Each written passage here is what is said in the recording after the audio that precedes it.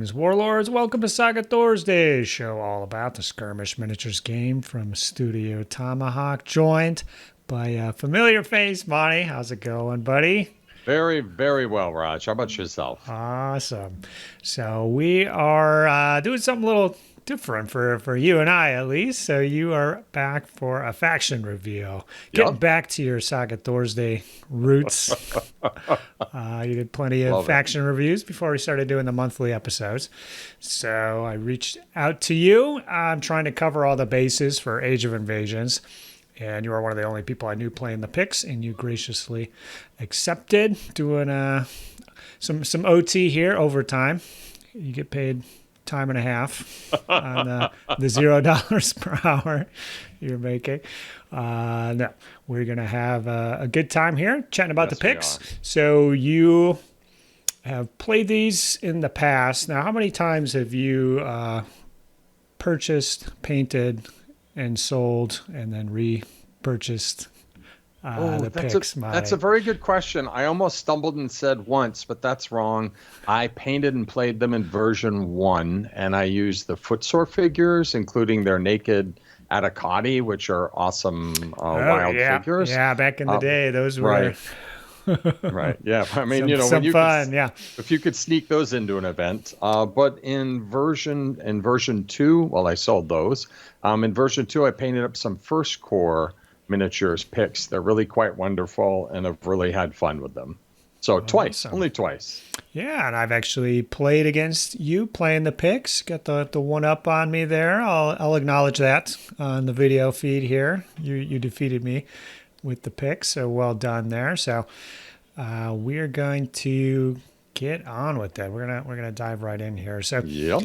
the pick equipment options are interesting, and they kind of threw me for a loop in our game, I remember, because these are not Javelin Warrior boys like you would assume Right. with Welsh and Irish or something, that they're somewhere in between there. But no, their warriors are just standard warriors. And I just kept not like remembering that, or, it wasn't sticking at first. So yeah, I just want to throw that out there. We're looking at your basic warriors. Yep. Now, Super solid. the Warlord and Hearthguard, they can get the jabs here. So Yes, the they can. Warlord, he gets the chariot. So Monty, tell us about that chariot, a war chariot. So right. it's different than every Rule other of- one. Right. Rule of cool. He gets to ride a chariot. The downside is his armor drops to a 4 to melee and a 4 to shooting. Oof, that's really bad. And he's got the 12-inch movement range because it's considered mounted. He can yell a we obey L, or 12 inches. So that's fabulous. But he can't go in any terrain at all. The chariot wheels will come off. So can't cross it. Can't use any of the sneaky board plays to cross terrain or move through terrain. Can't start or end in it. So I think that's kind of it in a nutshell. Oh, he does get to, because he is javelin armed in that chariot, he does get to fire out, I think it's 4 shots. Yep, Yeah, four shots. it's kind of weird looking at that profile. It really turns him into kind of a mobile gun platform. Yeah, because his aggression's 5. Yeah, Yep. it's a pretty significant change. The Weeaboo goes to L, but then he gets the javelins and 4 shots. So he gets 4 shots and only 5 melee attacks. So, now I think last year at Saga Storm, you were running Picts, right? I was. Yes, I was. And so the games throughout the day, right? He was just on foot or whatever. He was on foot. I was And kind then- of suspicious about how quickly he would die. But in the group battle, I did put him in the chariot because so why he not? got a little saucy. Hopped Yes. out. He was so drinking so much after his victories. He needed somebody to pull him around. It's true. So that's a tough call for pros and cons. Now, one thing that's interesting is he still has bodyguards. Yes, so he does. The Hearthguard can still jump in for him, which Yep. you might assume that he loses that or something. That's kind of a trade-off you'll see. So, yeah, you don't like the big contraption? Yeah, I mean, it is an adorable model, and it is the rule of cool. I have been trying to sneak him into some of my games here and there. I kind of come back to them. I took a long break, and then before today's show, I kind of went back and pulled them up in Tabletop Simulator. So I was just trying to figure out how do I make this work. I paired him with a champion, and then I also had Hearthguard, so I like almost bubble wrapped him, Oh, right? yeah, So yeah, that the champion can eat one, and the Hearthguard's there. Because a 4/4, I mean, people just see that and they just crack their knuckles. They're like, "Yeah, we're coming, baby." yeah. Oh, funny. Yeah, I get. It's interesting that it's 4/4 and not 5/5. Right. Like Or you would. 4/5, 4/5. I just hate being shot out of the chariot, and it's so easy to do on a 4/4. Yeah, and some of the other chariots. I mean, there's 5 or 6 different chariots now, I think, but some Right? of them have their shooting armor is intact. Yep. It's kept at that Yep. higher level. So I guess I was kind of expecting that when I was looking at the profile. Was kind of surprised, but it's just a woody and using the birch scraps from Menards or something to build it, right? Yes, that would explain. So interesting option, definitely for fun games. Moving down, we got the Hearthguards, and they can be on foot or Yep. they can be mounted on horses. But if they're mounted, they are equipped with javelins. So that's Yes. another tough call. 4/4 on those boys, and there are some defensive abilities here. Will you take the Hearthguard mounted, or we run either or depending what's going on? I will. Safest, of course, is your Hearthguard on foot. If you, again, you almost have to use the bubble wrap mentality. Like, how am I going to get him out in, and how am I going to get him out? Because if you charge him and you leave him, he will be gone. You need to have a plan, and we can talk about it. Yeah. There's a couple of nice tricks for keeping him alive, and then pulling him out full range works really well if you're fighting an all foot warband and you want to take a chance, Oh, charge sure. Yeah. in. They close ranks to the javelin. You do your thing. You do your cheeky free javelin shot, and then scouts to skedaddle with your fatigue. But it's kind of a heavy dice heavy maneuver, so you could probably do it like once. But yeah, but there are some options. Options there. Okay, interesting. And so we mentioned the warriors, no special equipment, and Yep. levies equipped with the bows, slings, or javelins. A Right. single unit can be equipped with those Yes. crossbows. Somebody in some historical account somewhere had to ruin this for us, Monty, and said they had a crossbow. So now we got crossbows Yep. in invasions here. That's right. So yeah, I think definitely take those crossbows, right? I Or I think so. We've talked about this before where I sometimes get on the horns of dilemma. Sometimes I get into jam late game, and the thing that saves me is pushing those uncommons, shoot, shoot, shoot, drop the Warlord or the key Hearthguard unit, trying to just push through multi-activation, shoot to save the game. But the flip side is the crossbow stacked with one of these abilities here, just the most efficient play you'll get, and people are terrified of crossbows, rightfully so. You muff your saves, and it will be very ugly. So I think the crossbow is your safest levy option here, and most productive. now, can you get away with the second unit of levy with bows or javelins on top of You those expos? Right. I would say taking advantage of the half point rule, you could do a unit of 9 and a unit of 9, right? Oh, One yeah. a crossbow, one a bow. And your play style there would probably be more towards you're trying to degrade the unit with your shooting. You're not going to shoot the Irish. You're not going to shoot Carolingian gunline, but 2 shooty units moving and playing to soften things up before your warriors go in and try to beat people up. That's a valid approach. Okay, cool. Well, those are our options here. So we'll have some shooting from the levies and possibly from the Hearthguard and Warlord, but more often than not, probably not. Probably not. So, all right. Well, let's jump in, take a look at those abilities here. We're Yep. looking at scouts using Oh. any die. It's got to be a cornerstone ability, sure. Cornerstone. Any die here. Activate a Absolutely. unit to move, or 2 if you use the rare. Their move is L for this activation, and it cannot be reduced in any way. Fatigue, terrain, etc. These units may not activate to shoot until the end of the turn. So some weird wording there could be worded better, but basically the unit cannot shoot. Correct? Cannot shoot. Cannot shoot so that it's not turn. Like at the end of the turn, they can shoot. Yeah, Exactly. they can shoot after the end of the turn. Exactly. And the turn's over, so it's done. But if you're thinking warriors, Hearthguard, Warlord on foot, they're not going to be able to shoot, so mainly they'll just be the levies. Yeah. Could be used for the mounted troops as well, just to benefit from that ability there. So why don't you just load this sucker up?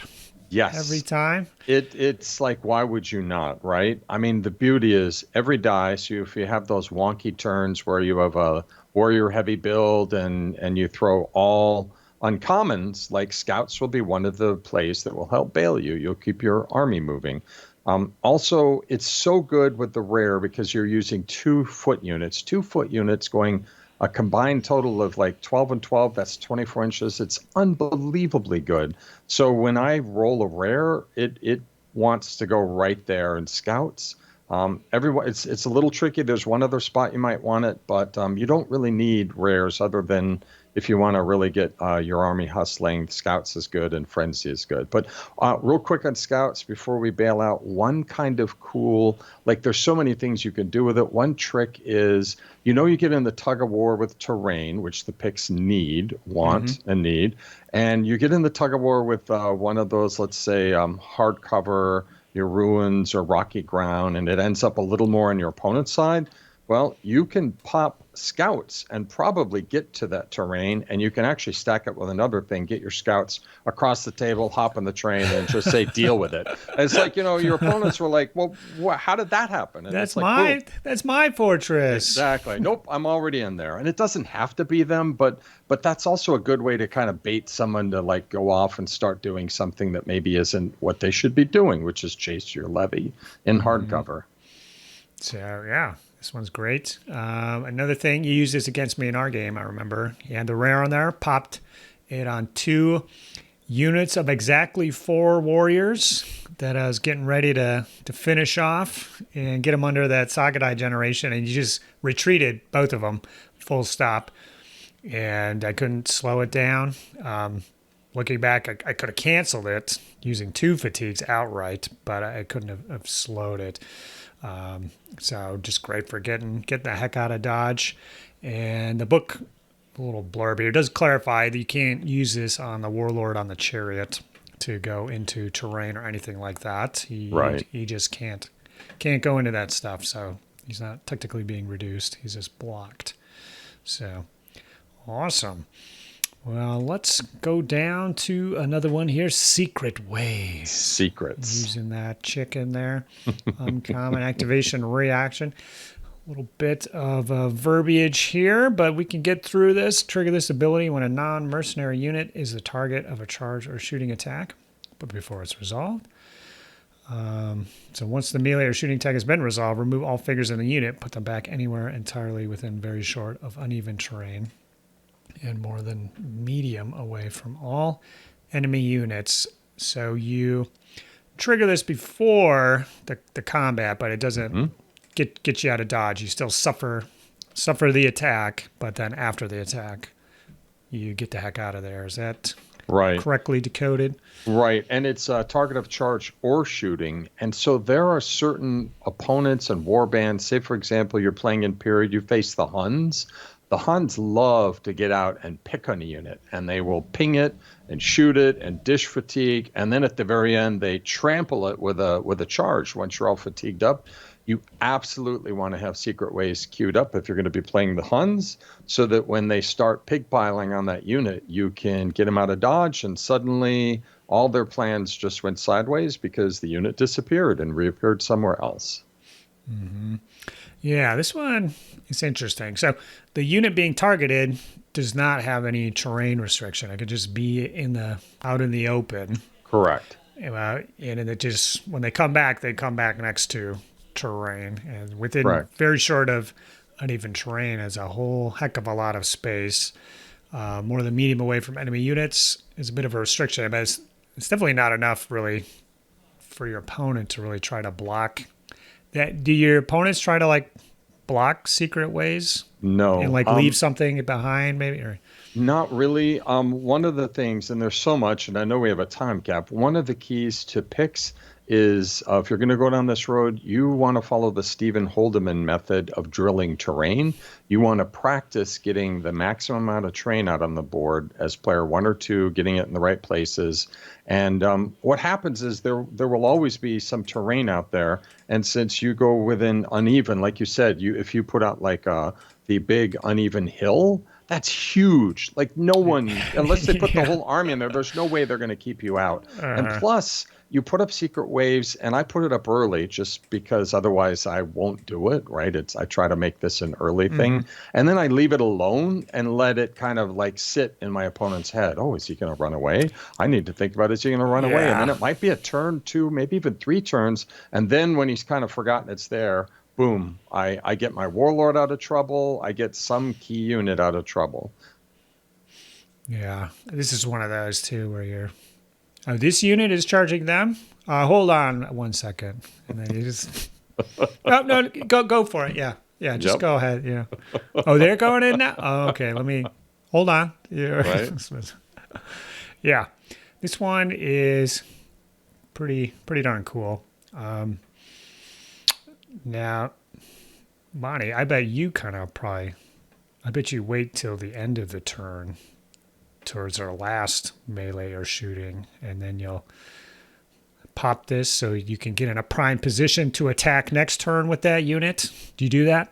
Right. I mean, the thing is, it's only really, as they would say, limited by your imagination, but you don't want to pop. The risk is, right, and this is what practice is about. You don't want to pop into something and then the Warlord goes, great, I have a we obey, and I'm going to yell at these Goth mounted, and they're going to charge and pick you, right? So you do have to, you don't want to sit down and bog the game down, but you want to get yourself, if you're trying to get out of harm's way, get out of a harm's way. You want to pick a unit that, it's not like just a tiny broken, it's already they took your Saga dice. That sometimes happens. But so it's very selective. It's a little situational, but you certainly, if they're going to, if it's a shooty build and they're going to try to bury you with shooting and you have a 10-pack of warriors that take a shot, you pick them up, you put them behind the enemy's lines or somewhere using your scouts and swift as the wind. You now have reappeared and you're at a different place and you can quickly get back into the battle thanks to scouts and some of the other abilities from an angle that your opponent wasn't ready for. Awesome. Yeah, I love it. Definitely get a little taste of it with using the pagan peoples. So this one is a little more restricted, but yeah, just the thinking, I mean, you could move them 24 inches or something. It'd be 5 Saga dice to get that unit to that new position, and you're just spending an uncommon on it. So, well worth it. All right. Yes, it is. Moving on to ambush here. Seems pretty basic. Using that snake. I believe that's the common. Melee ability, gain 2 attack dice. Gain 2 more if your unit is within medium of uneven or dangerous terrain. Threw you the bone there, Monty. Yep. With the swamps, want it, bud. Right? The swamps help. Yeah, I mean, it's cheap, and you don't have a lot of options for getting extra combat dice. So it's a keystone to your attacks, and I just am not going to use it unless I'm near terrain. So I really, again, you got to be right. I don't want to get 2 for 1. I mean, that's kind of boring. If I really want to try to be near terrain and get the 4, which is not too hard to do. As a pick player, there will be scenarios that aren't ideal. For example, ambush with no terrain down the whole center of the board. You're just going to have to deal with it. But when you can be near terrain, it's an easy way to pick up your 4 dice. Yeah, and especially if your opponent is kind of unfamiliar with picks, or it's just kind of a clash of warlords, or it's kind of standard terrain, you can definitely end up where almost most of the fight will be within medium of a piece of terrain. That's a pretty huge bubble. It's a big it's bubble. Like a 14-inch circle on small and like 18-inch circle on large, depending on the pieces. And you got 2, 3, or 4 of those on a table. Yeah, you could definitely cover that if your opponent isn't too wise to what you're trying to do, for sure. Yep. All right, moving down to Savagery. Now, this is a cool ability here. I haven't seen anything like it before. Using that chicken in melee, uncommon. If the enemy uses at least one of your unit's fatigues during this melee, you gain a +1 bonus to your attack dice. Now, Monty, is this retroactive? Or not? I think it has to be at the very... Oh, no. Okay, I think I hear what you're saying. So it's better used on the offense, because if I make a charge and I have a fatigue, I've maybe double moved in, or I just don't have the dice to rest them up. So I look at Savagery. I've got a chicken to spend. So I pop it here. I charge. I pop this right away. And at the very worst, if he burns my fatigue, we're evens again. The problem is if I'm the defender with 1 fatigue and he smartly looks at what I'm doing here and he says, I'm going to drop your armor, and then it's gone, and then it does me no good. Now, I will say I haven't used this as much as I probably should.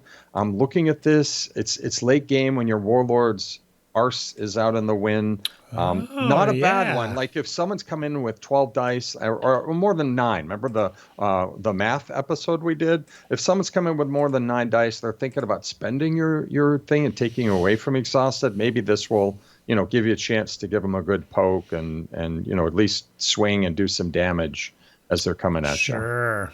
Yeah, not bad. So the retroactive thing, I was just thinking if they use a fatigue first and then you pop this ability, you could say, well, they did use one. But yeah, and I looked at the little blurb section as well, so it clarified that doesn't count. So once you pop this is when it counts. So you're right. But +1, I mean, if you get that +1 attack dice, there's usually a 2-die ability on almost any other board, so it's well worth it. Another great one might be on your hearth guards. I mean, there's no way they're not going to use the fatigue when they're trying to kill your hearth guard, So right, that's true. If you have at least two fatigues, you're going to eat the first one. Yep. I mean, they're going to spend the second one, so just to take them out of the game. So in that situation, I think they will pop it, or maybe it'll save them from spending those other 1 or 2 fatigues or something. Potentially. So I think on the hearth guard, you might get a little more traction on this one, or really create a dilemma for your opponent. Okay. Sacred Tattoos, 2 snakes, 2 commons. Yep. Melee, gain 4 defense dice. So this is where those no special equipment warriors are really enjoying themselves, closing ranks here. Now that is a damn tough unit to get out. It is. If you're close ranks with 4 defense dice. Now it is two dice there, Monty. So how does that play into what you're doing? It's a little bit of a problem, you're not going to lie. But depending on where you're at in a game and what the objective of the game is, it might be something you park kind of early when you can afford to put 2 down. My issue is I love a warrior heavy build, and what do I need to keep those guys moving around? I need the snakes. So it is tough beyond the early game when you have full or mostly full dice to be able to dedicate 2 dice to this ability. And I know it's up ahead, but there's one other defensive ability that's just so good for 1 common that one is the first place I park my commons, like every single turn. That's just another keystone. So that one will combo well with this, but maybe takes preference if you only got 1 die to spare. All right, well, let's pop up to Swift as the Wind. Uses uncommon or rare. Activate a unit for a move or a charge. If it ends its activation within short of uneven or dangerous terrain, once again, this activation generates no fatigue. So hampered a little bit with that terrain stuff, but again, it's pretty tough to fully get out of ass with all your units or something if you're worried about this going off. And usually you can't, there's stuff in the back line that you just can't move away or something. And that's the prime target for this, for moving Al and then popping this sucker afterwards. You can get a unit of infantry moving 18 inches with no fatigue. Yes. For 2 dice. Not too shabby. Very good.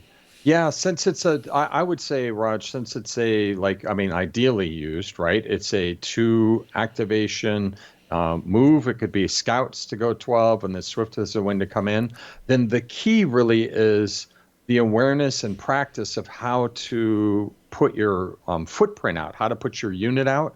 And like just before the second charge, to make sure that they're strung out in a way that you can both follow the Saga rules for a legal charge, you push your closest guys in, and maybe have, like, if the terrain is up on this side, I have my wing kind of I formation dragging behind me. And you did that by doing scouts, getting them in position, carefully measuring, thinking, and being ready. So it's actually, with practice, it's easier to do than like in first pass you might pick up. Yeah. And it's cool that it's got the flexibility of the move or the charge. I mean, because you could do scouts, swift as the wind for 18, and then still go 24, with the last activity. You're going with the fatigue, but if you're going up against something that was not expecting you to go 24 inches, right? Coming with a single fatigue, like an exhausted composite bow unit or something like that. Right.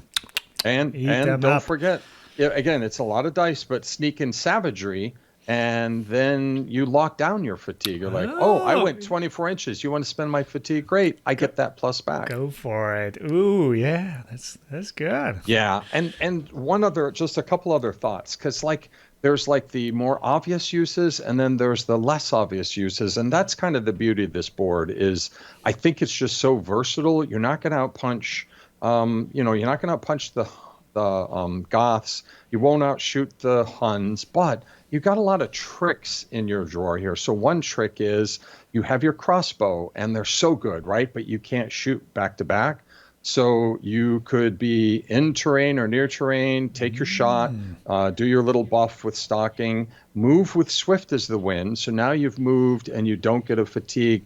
Now activate for another shot, and you've put 12, 15 crossbow bolts down range. Love it. Yeah, and actually, I haven't thought about it, but if Javelin Levy or Javelin Hearthguard or Javelin Warlord, move up, take your shots, and then retreat, and no fatigue at the end, or charge a unit, and then get the heck out of there for no additional fatigue. Yeah, so many uses here for this ability. Very, very flexible for what it does. Okay, let's go down to Frenzy. Ooh, another 2 die here. Uncommon, rare. Doesn't get too much more expensive than this. Is there a double rare on a historical board, Monty? I know Age of Magic has at least there is 1 or 2. The Saracens have a double rare, and Ragnarok. Oh, Ragnarok, obviously. Okay, rare. Yeah, we've got a few. Okay, there's a few more expensive than this, but not many. No. Okay. So this, can probably happen here. But activate a unit for a charge. You get 2 bonus attack dice in the ensuing melee, and you can reroll all your attack dice that don't score hits. So, wow, that is a tasty little treat there. Yes. So rerolls cost 2 dice on most Saga boards. Right. They're usually not a rare, but you're upgrading to the rare here. You get an activation and a couple bonus attack die on top of all of that. Now you got 2 die for your sacred tattoos. Are you gonna spend 2 on Frenzy here? Is this? I am. The issue is it's the uncommon and rare, and scouts is kind of pulling the rares like it's a tug of war. But I will tell you, when I queue up an attack with Frenzy, with the 2 bonus dice, the rerolls, the activation for a charge, and sneak in ambush, it just wrecks whatever I hit. Like it is just gone. And every time I use it, I'm like, I need to use this more, but it's super expensive. So that's the balancing act, right? Like I can't roll enough of these. Otherwise I'd be winning all my games as a pick. Mm-hmm. Yeah, definitely pricey ability, but I think they made it worth it. They did. It's just tough to kind of queue up and leave it. I think 2 dice, Right. one a rare. Right. It's not one you can just let sit. So you got to kind of roll it on the turn that you need it, and that might not always happen. Yep. But yeah, it's got everything a growing pick boy needs, Monty. Yep, it bails you out so well. Those turns you throw down just a horrible roll, and you're like, that's why I played Frenzy, and you scoop up all the misses. Boom, fix it. Mm-hmm. Hopefully. Gotta love it. All right, let's get to Masters of the Field. Orders ability, using that chicken or the elk there. Uncommon rare, choose an area of uneven terrain. Until the end of your next turn, it no longer slows your infantry unit's movement and counts as solid cover. Okay, I remember. This is the first edition playbook right here, Monty. Yep, it is. Most of my games against Picts are V1. So I remember just everything just inside a giant woods is what I remember. So, yeah, so this is cool. Uneven terrain. So one day, you can turn that steep hill into a fortress. Yes. That's cool. Yes. It's perfect. I mean, it's a fortress for me, not for you. So if you come in, you're not going to get hard cover from this hill. I'm the one who's sneaking behind the rocks. So it's situational, obviously. Like there will be times, there'll be whole games where I don't use it, but then there'll be other games based on matchups, the way the terrain played out, or, a game, for example, a game where Lady of the Lake, you're trying to grab an objective and drag it back and get it somewhere safe. Once the unit carrying that objective gets into some terrain, you can turn that uneven terrain into solid cover, and then they're really hard to get out of there. Yeah, so much you can really mess with your opponent because, Masters of the Field and, what was that first one? Scouts to zip something through. You just attack from an unexpected angle. Which is cool. Now, this one does look like it needs a little bit of a fact here, Monty, as until the end of your next turn would imply that it lasts 2 turns. Yeah, that's not but quite right. No, the little not blurb, that juicy. the little blurb says it's your next order phase. So that is more in line with every other Saga ability. So your opponents would weep if it lasted for 2. So. Yeah. Oh, sounds good. So this is cool. You load up on all that terrain, and if you're taking the right troops, it's not going to really hamper you the way that it will your opponent. Mm-hmm. Okay. Now we're down to Feint. 2 more to go. If the enemy unit has more than 6 attack dice, you get a +1 bonus on your defense dice. Otherwise, gain 3 attack dice. So pretty cool here. Now, is this the one that you'll always... Sling that die over there. Every turn. Yeah. If I didn't park a die down here, I did something wrong. I forgot the game. Maybe I've been drinking. But yeah, it's so good. And here's the tug of war, right? For me, I almost always leave it to play in my opponent's turn because it just feels more powerful to, like, when I see that big attack coming, close ranks. I'm saving on 4s. I play Feint. I'm now saving on 3 ups. That's amazing. You wouldn't believe how many times that will bail you out because that's just like, it kind of forces your opponent to start thinking about like doing 2 charges a turn because they see Feint up. Really gets in their head. So, but I'll also say for the times when I'm running mounted Hearthguard Javelin and they're not going to survive going in with armor 4, I break my own rule and then I put Feint in to just try to keep them alive. Save it on 4s. Yeah, not too bad. Yeah, you're right. Absolutely. Blocking on 3s if you can close ranks. Like you're saying, it really just messes with your opponent because you can basically blunt almost any attack. If you do combo with the tattoos, like nothing's coming. Nothing's through. getting through. So some battle boards, and especially newer players, are all about that one hammer blow. So if they can't do it, they're going to have to think on the fly, how do they work it? And it's not, like you say, you're taking the foot guys. The warriors are no special equipment, so it's not like you're particularly vulnerable the way that, like, okay, a javelin unit, sure, they can block all my hits for once, but every fight is in my favor to begin with. Right. But these are all armor 4 or 5 base, closing ranks if they can, and it's just tough to power through that. So. Yeah, I can see why you super good. Put that slippery snake down here, Monty. All right, now we're down to our last one, Stalking. Shooting ability using the snake or the chicken. If your unit is within short of uneven or dangerous terrain, gain 3 attack dice. So. Yep.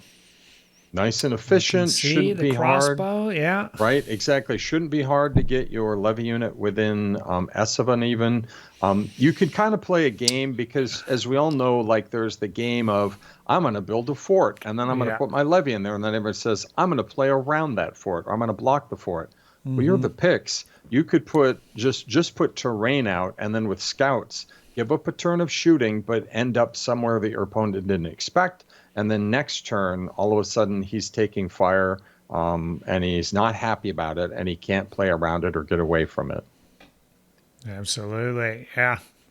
Great ability here. Lovely with the crossbows. Decent on that. Warlord on the chariot, Monty. Yep, don't roll him out. That's right. He buffs up. That gets him to 7. So, I mean, I don't know. This is kind of silly, but I'm just on the fly. What if you do the chariot, but then your warlord is providing the shooting that your levy normally would, and then you can put that extra point into more warriors. I don't know. It's silly. Big beefy. I do go with big beefy warrior units because it's not easy to dial up dice for a big punch. And they're just so solid. The warriors will never let you down. The warriors are the bedrock of my pick build, at least. Okay. Yeah, that makes sense. I think it looked like ambush was the only real attack buff here, but a couple great defensive abilities, different ways to mess with your opponent and stuff. So, Monty, do you have fun playing the Picts, bud? I do because my favorite warbands sometimes have activation reactions. I don't have any of that here, but I have a few things that will get in my opponent's head. Well, I do. Yeah. Secret Ways is an activation reaction. So you do have a few things where you place the dice. Your opponent can't just look at your dice placement and say exactly what you will do. They have to kind of hold their breath, and we'll learn as we go on. So I do like the Picts. They're a lot of fun. Mm-hmm. Yeah, I think they're kind of a good all-rounder, I think. A little shooting, a little melee, good defense, some speed, which is great for those tournaments, grabbing objectives and such. So good at probably that. Probably one of the best factions. I mean, you could have the objective, and depending on the wording of the tournament pack or what the TO put in, they could try to go against your objective unit or whatever. You pop your defensive abilities, you survive, and then you just teleport 20 inches away to your back line or something with it. It depends on the tournament organizer on whether you can do that or not. And I don't have it right on my fingers, so I want to be very careful because I had this discussion at Fimbulwinter, and I remember I read the FAQ before the game. My best understanding was once you have the objective, I have to basically move 4 inches. I can't use scouts to go 12 inches. I can't ignore the rules about moving with it. Mm-hmm. And I think there's something in the FAQ, the most recent FAQ, that says, you can't teleport, you can't jump away, you can't secret away with the objective. But you know what? It doesn't matter. Feasting and pillaging, the objective-based scenarios are almost made for the Picts because you put a rare down here, you maneuver up 6 inches if you're player 1, you go scouts 2 units, you have 2 of them right out of the gate, throw 1 die on feint, that's 2 dice. Oh, and you're that's up perfect for scooping Yeah. Scooping objectives up. Amazing. The pressure 100% shifts to your opponents at that point. Awesome. Now, to your opponents, do they enjoy when Monty opens his box and they look inside, they peer inside hesitantly, and they see the picks in there? So I have a buddy who gets maybe a little cross. I had a pretty good run with them, and he's like, they have so many tricks, and it's true, they do. But as you know, I took him to Fimbulwinter and was very surprised to go. What did I get? 2 major wins and 3 ties. I almost keeled over. But here was the issue in retrospect.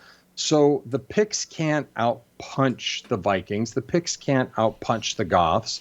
Those were 2 of my ties. And the Picts do suffer to shooting. There's not a single thing on here that helps them for shooting. Yeah. And I faced the Carolingian gun line. And yeah, it was, I mean, so to make this like very clear, they're tricky.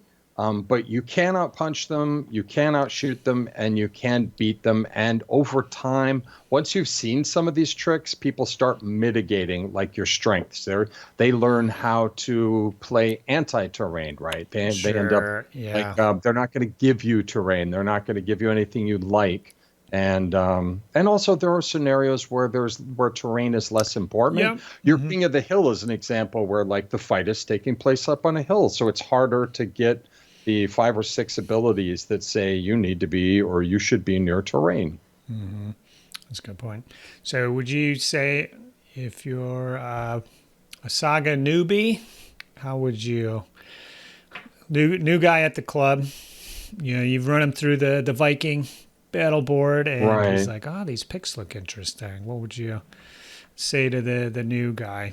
Is this one where they could have success? Yeah, that's a first warband? Really good question. And I only know one other pick player in my whole little world here.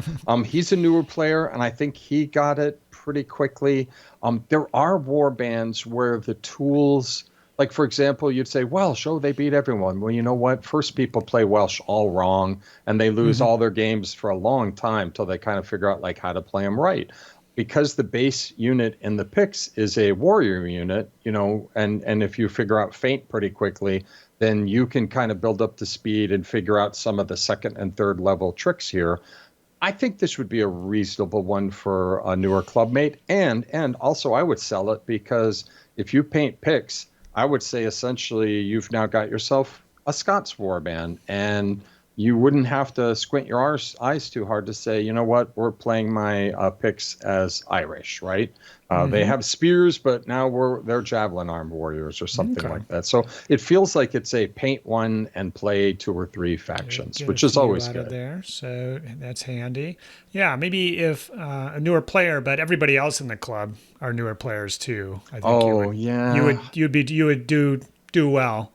Where if you're going up against it's going to be tough anyway. Going up against veterans and you're the new guy, But it's like you said, once they learn the Picts tricks, it's going to be a little bit of a challenge. But if you're playing other newer players, it's going to take quite a few games just for them to figure everything out and start kind of working on pick countermeasures. So, not too shabby. Well, I think we've milked these picks for all they're worth. Sometimes we talk about mercs. Anything jumping out at you for merc stuff? Right. I have an interesting thought on mercs with the Picts. And so I played the Picts in a winter league in Tabletop Simulator. And I tried using the deserters because I thought, look, deserters, they're hard to shift and, get them out there and they get their free cheeky 4 dice shot for free each turn. And you know what? I regretted that pretty quickly. They don't synthesize with this board. I rarely take mercs with the Picts, even when my buddies and I agree we could take one, because these board abilities are so good. The only one who really kind of floats up on my mind of taking is the champion, because the champion has access to the board. He can do scouts. He can do all these tricksy things. My only problem is I don't know what's wrong with me. Maybe I need to. Maybe we could do a show on how to run the champion, because every time I run him, he seems to die early, and I'm just like flummoxed. Like, how did I do that? Like, he was fresh, he was alive a minute ago, and now he's completely dead. But other than him, sounds like you're doing it wrong, Monty. Hate to say. I am doing it wrong. I admit it. So warriors for me, just more warriors. It's not that you can't use mercs, but I find that, like, anyone who can't use my board, a merc unit, is kind of in my way. They're probably drawing on my board. I don't want that. I want them to be able to use the full board. So yeah, they're predictable, and for you and your opponent, and you want to be able to use all these abilities to strike from an unexpected angle for maximum havoc. So having a unit that can't do that, yeah, might work against you. So, all right, let's wrap her up here. I want to give a thanks to Terry, Patrick, Sean, Mitchell, Kevin, Scott, and the rest of the patrons. Monty, you're up there, buddy. I'm feeling it. You might just win that painted army this year. I know you're gunning for it. Oh, that would be so awesome. Thanks everybody for chipping in, and I wouldn't be able to do all these extra videos without you. So head on over to the Patreon, check it out. You get all kinds of goodies, such as a personal interview with me. Talk about whatever you want. Personal finance. I'm not certified, but I'll give you some tips and tricks, anything like that. Definitely check it out and comment below if you played against the Picts. What are their weaknesses that we're glossing over here? And if you've played as them, what did Monty get right? Where are we going wrong here? There's got to be some chariot lovers out there, Monty, you know. Right. Yeah, I want to hear about that. I want to make that work. Mm-hmm. Yeah, it's interesting. I thought for sure that would be changed, because Hannibal came out first with a whole slew of chariots. And so I thought, I bet that invasion's chariot will change. But no, that's same old chariot, you know, different times, I guess. So in any case, comment below, and yeah, we'll catch you on the next one. All right. Thanks, bud. I'll check you later. Bye-bye. See ya. Saga! If you'd like to see more Saga content, consider joining the Heathen Army over on Patreon, or popping on down to the Saga Thursday Discord server. Links below. Thanks, guys.